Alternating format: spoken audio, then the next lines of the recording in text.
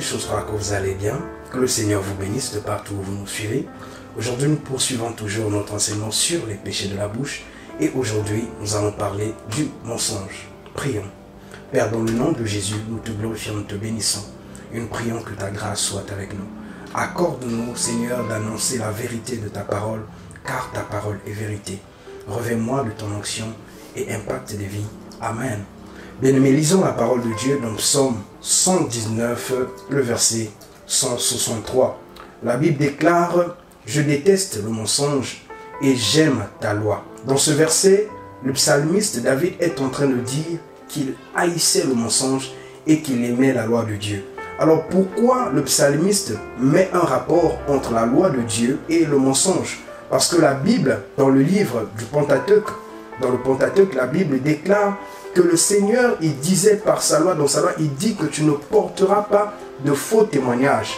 En d'autres termes, tu ne diras pas de choses fausses. Parce que le mensonge, c'est de dire délibérément une chose qui n'est pas vraie ou encore dire une demi-vérité.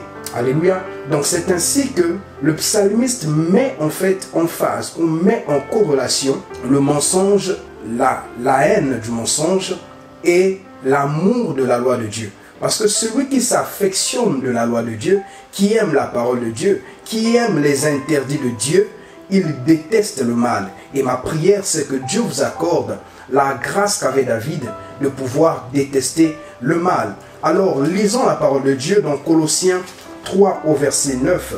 La Bible déclare « Ne mentez pas les uns aux autres, vous qui avez dépouillé la vieille nature avec ses pratiques. » Dans d'autres termes, la Bible dit dans notre version « Ne vous trompez pas les uns aux autres, car vous avez été dépouillés du vieil homme. » Pourquoi mettons le vieil homme avec le mensonge?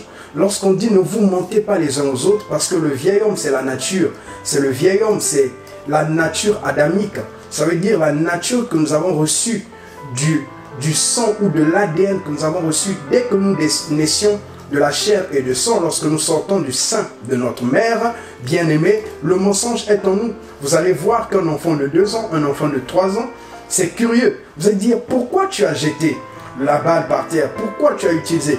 Et l'enfant, sans être allé à une école de mensonge, elle va commencer à vous mentir parce que c'est dans la nature adamique. Et souvenez-vous, la dernière fois, nous avons dit dans Genèse 3, du verset 1er au verset 7, le diable a usé de mensonge et de ruse en disant aux hommes que lorsqu'ils devraient prendre à la femme, lorsqu'ils devraient manger le fruit interdit, qu'ils devraient en fait devenir comme Dieu alors qu'ils avaient déjà en eux l'ADN divin. Donc bien aimé, vous devez comprendre cela, que le mensonge est du diable, est de l'ADN du diable. Et nous ne devons pas, bien aimer, nous amouracher du mensonge. Et chaque fois que tu pratiques le mensonge, chaque fois que je pratiquerai ou je pratique le mensonge, je suis en train de réveiller le vieil homme. Et Dieu ne voudrait pas que nous puissions réveiller le vieil homme. Dieu ne voudrait pas que nous puissions continuer, bien aimé, à être sous l'influence du vieil homme. Bien aimé, c'est ainsi qu'il dit, ne vous mentez pas. Voilà pourquoi vous allez voir qu'il y a des personnes, même lorsqu'on est dans la foi, il arrive toujours que les gens mentent. 10 ans dans l'église, mais les personnes mentent. Vous allez voir un frère va aller vers une sœur, il va porter une autre casquette. Il va tromper la sœur concernant son travail, concernant là où il travaille, concernant ses biens, concernant sa richesse. Parce que tout simplement, bien aimé, il a décidé en fait de porter le vêtement du vieil homme. Et ma prière, bien aimé, c'est que le Seigneur puisse nous délivrer du vêtement du vieil homme. Importe le lieu où vous êtes, Christ à la croix est venu pour nous dépouiller du vieil homme. C'est ainsi que dans les épîtres aux Romains, il dit qu'il a détruit le vieil homme et a enfermé le péché dans la chair parce qu'il est venu dans un corps semblable à celui du péché parce qu'il devait aller à la croix pour détruire le vieil homme. Aujourd'hui, je veux te dire qu'en Jésus-Christ, tu es délivré du mensonge. Si tu as du mal à dire la vérité, je voudrais que tu puisses lire avec moi dans Jean 1, le verset 17. La Bible dit que la loi est venue par Moïse, mais la grâce et la vérité sont venues par Jésus.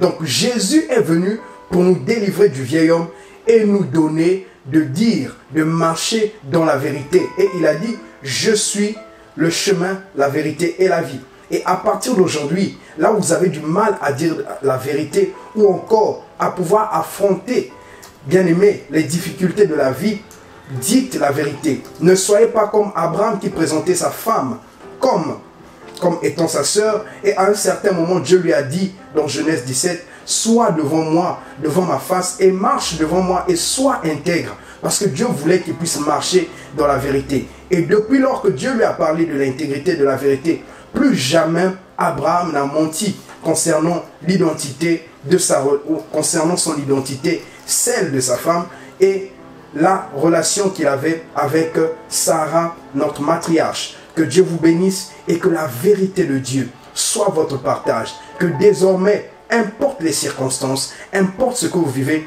que vous puissiez parler, dire la vérité et marcher dans la vérité. Que Dieu vous bénisse. Paix et grâce.